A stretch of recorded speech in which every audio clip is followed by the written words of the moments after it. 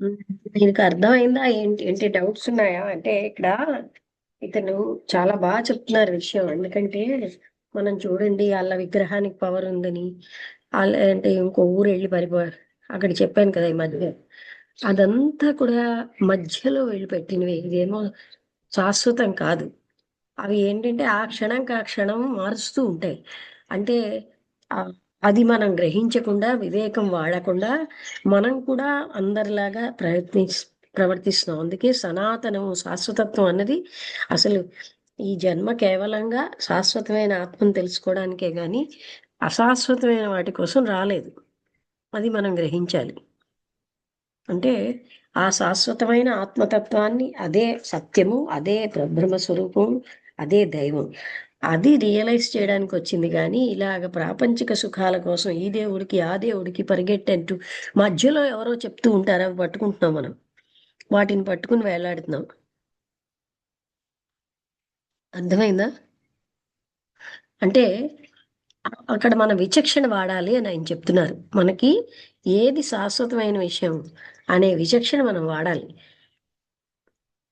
తర్వాత థియోసఫిస్ట్ కర్మ సిద్ధాంతం బాగా తెలిసింది కనుక ఎవరి కర్మను వారు అనుభవించవలసిందే.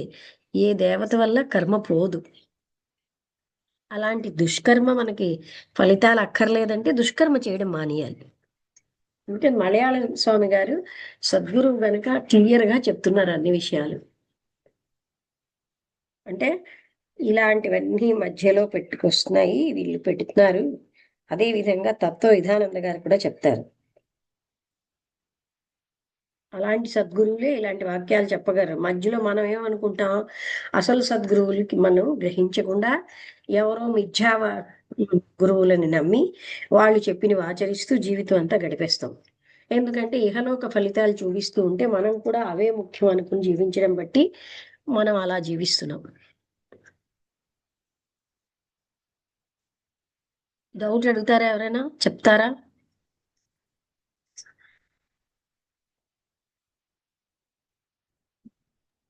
మనకి అన్ని విషయాలు తెలిసినా కానీ ఆచరణలో పెట్టడానికి మనం చేయటం లేదు మేడం. మామూలుగా ఇది మంచి ఇది చెడు అన్నీ తెలిసినా కూడా ఇలా ఉంటే ఇది అని అదొకటి ఫస్ట్ మొట్టమొదటిలో చెప్పింది. రెండోది ఏంటంటే ఆ అదే ఇత్తడైనా బంగారమైనా ఒక లోహం, మనకి ఏ రూపం కావాలంటే ఆ రూపం వస్తుంది. లోహం అదే, ఓసారి లక్ష్మిగా, ఓసారి కరిగిస్తే మళ్ళీ విష్ణువుగా, శివుడుగా రకరకాలుగా వస్తుంది. కానీ పదార్థం అదే అసలైంది.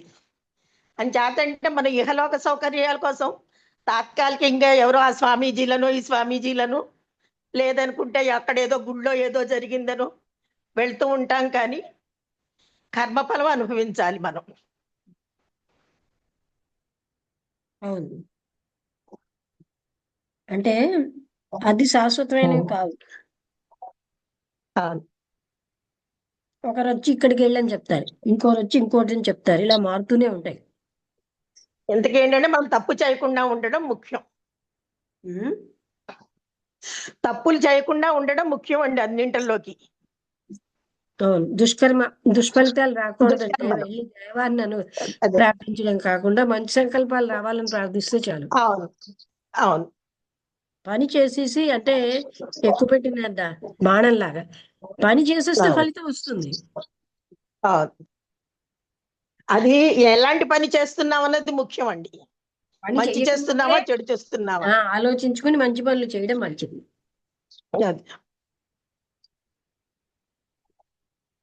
రమణ, మీరేమైనా చెప్తారా? ప్రయాణంలో ఉన్నారా?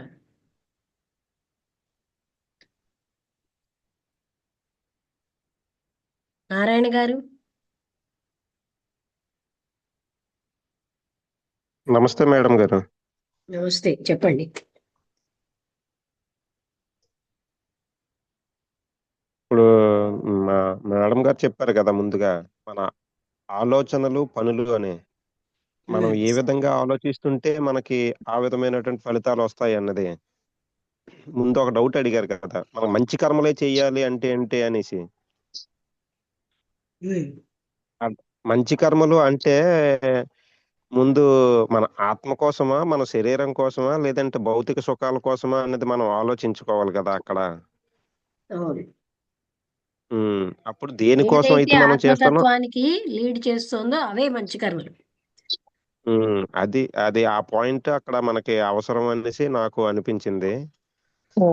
తర్వాత అన్నింటా ఉన్నది ఒకటే తత్వం అనేసి రెండో పాయింట్ లో చెప్పారు కదా, లోహం కోసం అనేసి. మీరు అందులో ఉన్నది కూడా అదే కదా. ఆ? అది బంగారం కావచ్చు, ఇనుము కావచ్చు, ఏది ఉన్నా సరే ఉన్నది ఒకటే ఉన్నది కదా, అదే అన్నింటా బాసిల్లుతుంది అన్నట్టు పాయింట్ ఉంది కదా అక్కడ. ఉమ్. అది ఒకటే ఈ మనం నగల్లో ఉన్న నిత్యము దాన్ని. బంగారం ఒకటే, వస్తువులు ఉమ్, ఏవైనా ఒకటే. వస్తువులు మనిషి చేశాడు, అలాగే విగ్రహాలు మనిషి చేశాడు, రూపాలు మనిషి సృష్టించాడు. భగవతత్వం అనే దానికి రూపం లేదు. ఉమ్, ఇవన్నీ మనుషులు చేసినవి మారుతూనే ఉంటాయి. 5 మనిషి తత్వాలు అన్నారు కదా మనస్సు మరి చూడండి, ఈ ఉమ్, దేవుళ్ళని మనిషి మనస్సు